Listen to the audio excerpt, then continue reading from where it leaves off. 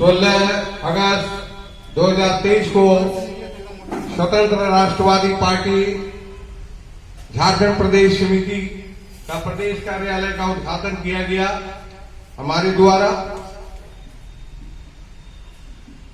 और आज से ही झारखंड की राजनीति की दशा दिशा निर्धारित होगा और आने वाले कल में एटीसी लिमिटेड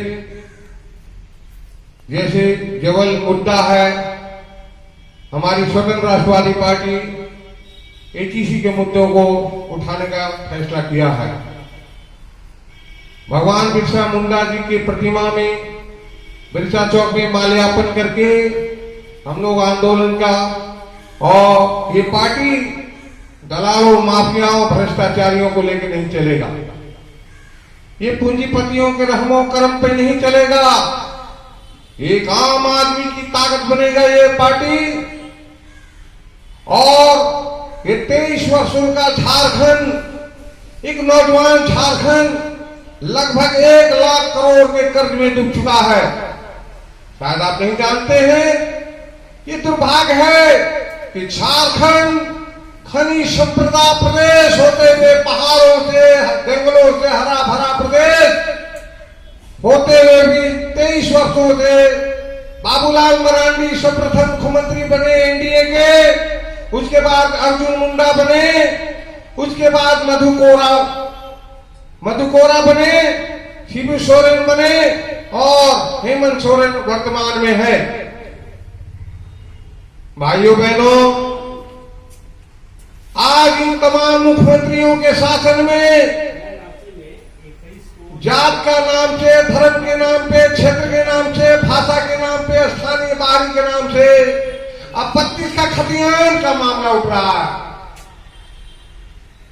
क्या झारखंड भारत का अंग नहीं है क्या?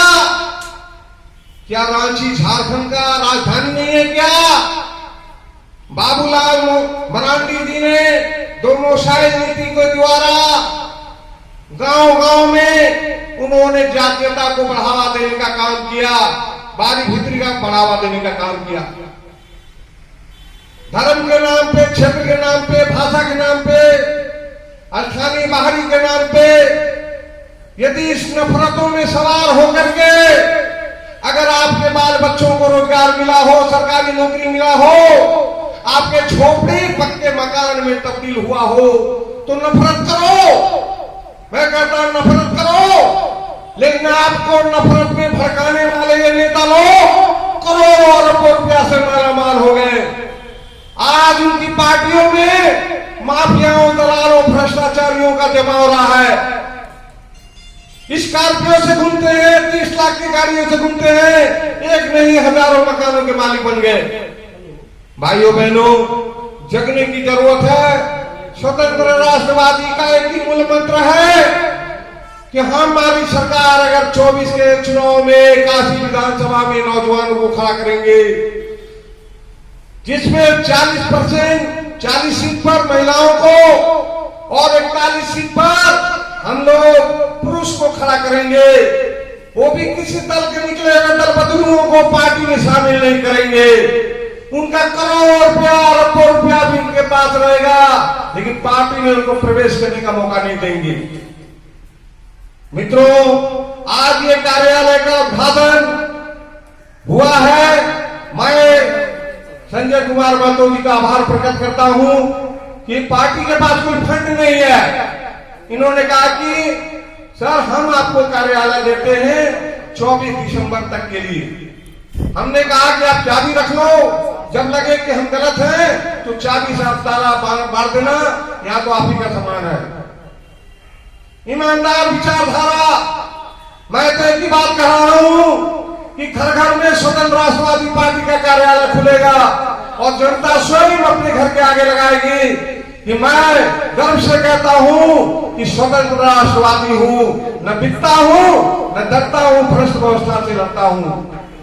वर्तमान भ्रष्टाचार के कारण 23 साल का संपन्न ये झारखंड आज बदहाल है और जनता को ये समझ में नहीं आ रहा है कि भाई ये अलग झारखंड बिहार से अलग करके बना, तो आज तक हम लोगों को लाभ क्यों नहीं पहुंचा?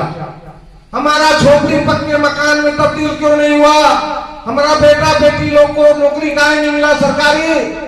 हेमंत सोरेन मुख्यमंत्री जी जब चुनाव 2019 में हुआ था तो उन्होंने वादा किया था कि हम 5 लाख नौजवानों को, 6 बेरोजगारों को नौकरी देंगे, सरकारी नौकरी। और उन्होंने ये भी वादा किया था कि जब तक बेरोजगारों को सरकारी नौकरी नहीं मिलेगा तब तक मैं सभी राज्य के 6 बेरोजगारों को हम बेरोजगारी भत्ता 7,000 महीना देंगे। सत्ता में तो पहुंच गए। आज ईडी का कार्रवाई हो रही है, सीबीआई की कार्रवाई हो रही है। जो एनडीए पार्टी में शामिल है, प्रधानमंत्री जी के नजर में वो ईमानदार है, और जो एनडीए से बाहर है वो चोर है। तो मैं प्रधानमंत्री जी से एक ही बात कहना चाहता हूं, मैं भारतीय जनता पार्टी से एक बात कहना चाहता हूं, मैं कांग्रेस के लोगों से बात पूछना चाहता हूं, मैं झारखंड मुक्ति मोर्चा से बात पूछना चाहता हूं कि जब एक आम आदमी जब आपको 1 रुपया चंदा नहीं देता, तो ये करोड़ों रुपया, ये अरबों रुपया पार्टी के संचालन के लिए, कार्यालय बनाने के लिए, ये पैसा कहां से आया आपके पास? मैं बताता हूं कि कहां से आया पैसा। ये पूंजीपतियों के द्वारा हुआ पैसा, ये ठेकेदारों के द्वारा दिया हुआ पैसा, ये दलालों, ये दलाल का परिभाषा है कि सरकारी ट्रांसफर पोस्टिंग से लेकर के जमीन के दलाली तक के काम में गरीबों का जमीन लूटने का काम करते हैं, उन लोगों का पैसा लगता है। आज शासन प्रशासन में दर खत्म हो गया है। पुलिस में भी लोग न्याय जाने के लिए डरने लगे हैं और अपराधियों का बोलबाला है। भाइयों बहनों, आज सरकार जमीन अधिग्रहण भी करती है तो उसका भी मुआवजा वास्तविक जमीन मालिकों को न मिल करके दलालों और अधिकारियों में बंटर बांट हो जाता है। मैं ये बोलना चाहता हूं, सरकारी स्कूल को देखो, शिक्षक नदारद है वो और व्यवसाय में लगे हुए हैं, ट्यूशन पढ़ाने का काम कर रहे हैं।